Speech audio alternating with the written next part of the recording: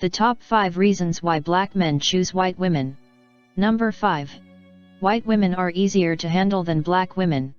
In their efforts to keep the black family functioning, black women have taken charge. But black men don't like being told what to do. See the predicament. They both have a problem yielding to the other. Of course it wasn't always that way. But the manufacturers of white supremacy developed a foolproof plan to destroy the black family unit. And it's been working. But they just didn't calculate the exodus of white women that would follow. And in an upside-down world where the black man is missing from the home and the black woman is the head of 70% of the households in America, it's been hello white women. They saw their opportunity and took it. When faced with the choice of attacking the root of their problems and keeping the black family unit together, black men have chosen to take the easy route. They get a white woman. They view white women as easier to manage, have less social and economic baggage, physically easier to control and have a much lower expectation of them. There is no expectation of black pride with a white woman because the expectation immediately becomes assimilation. The black man then looks to become multicultural and all European aggression past and present is forgotten, forgiven, or overlooked. His objective is to befriend and be likable to every white person he encounters. Half the white women who get a black man are so glad just to have one they'll let him do whatever the hell he wants. The other half, you'll see exercising strict control over him, treating him with an almost parent-to-child attitude. She curses, yells, and bosses him around routinely. And he'll say nothing. But if a black woman had said or done anything close to that, he would have been ready to beat her down. White women never had to deal with the post-traumatic stress of slavery, therefore as a collective and in many ways, privileged group, they see and react to everyday challenges differently. It's impossible for them to relate to a black man's struggle, yet the black man will try to put her inside his skin. I used to laugh every time I heard about a Negro going to jail because his white girlfriend folded under police pressure and snitched on his dumb ass.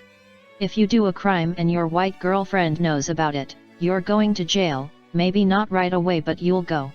The only people white women don't snitch on is their children. You can ask Jeffrey Dahmer's mother about that.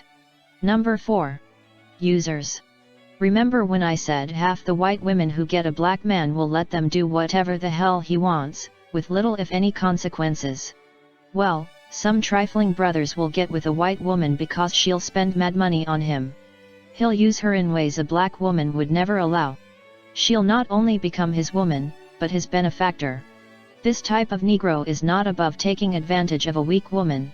Furthermore, he'll think nothing of sending her out into the street to hustle, even trick to get money to bring back to him. Some black men actually think that by sleeping with the white woman he is sticking it to the white man. Number 3. Sex. Sigmund Freud said Europeans were driven by power and sex. Europeans set up the world's first whorehouses, art shows, live sex exhibitions and magazines with every sexual act imaginable. It's been called a sexual imperative and has been forced or rubbed off on every culture on the planet, especially black folks. The objectification of white women for the sexual gratification of white men was the foundation that created the white woman sexual myth. Black men who are starving for love will settle for sex. And white women have lots and lots of sex, uninhibited sex. Black women are not as obtuse as people think, they just limit their exploits to the bedroom and not to the world. Black women have historically placed a much higher value on sex than their white counterparts. White women were taught the politics of sex at a very early age, and both traditions, although fragmented, have been passed down through both generations. However, the white women's sexual myth is not without merit. Hell, they're going out on blind dates as early as 14. Why do you think chastity belts were invented? During the 1960s free love period, guess who was giving up the most free love? That's right, white women. The term groupie was given to white women by white men because they would have sex with everybody in the band, including the road crew. Take a good look at Woodstock and I rest my case. White women have always been involved in all kinds of sexual experimentations. Where do you think wife swapping came from? Did you forget about the married couples who call themselves swingers? That's where the husband will sit back and watch as other men have sex with his wife. White women play dress-up games, engage in sadomasochism, whips, chains and spikes. Do I need to go on? And you don't have to worry about messing up their hair either, just kidding.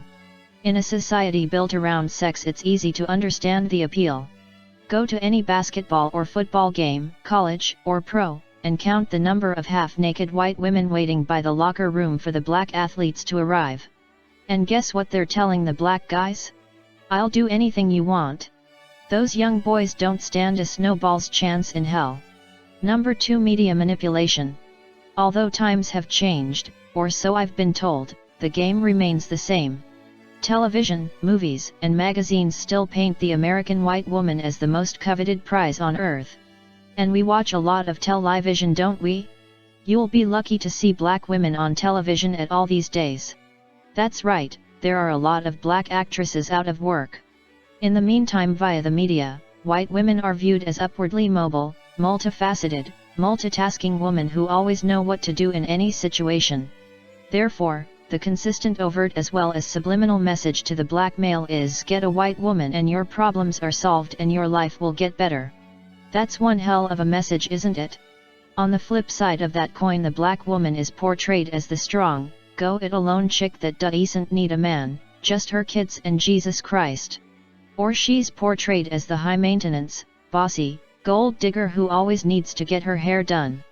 That's why every time a black man gets a white woman, he immediately starts bashing and demonizing black women. This also helps him deal with his feelings of betrayal to the black community that he came from. Next, he's more than happy to give all his money to his white woman, who in turn gives it to the white community. Don't you just love white supremacy? Number 1, inferiority complex. One neo-slave/Negro told me I didn't want my kids to have nappy hair. In case you don't know, there's no such thing as nappy hair. It was a term invented by racists and ingested by African Americans to keep them feeling inferior about their appearance. So stop repeating that nonsense. A black man with an inferiority complex believes that he is lower than a white person in status, ability, quality, and mind. And in order to feel like he's somebody, he'll go out and get a white woman.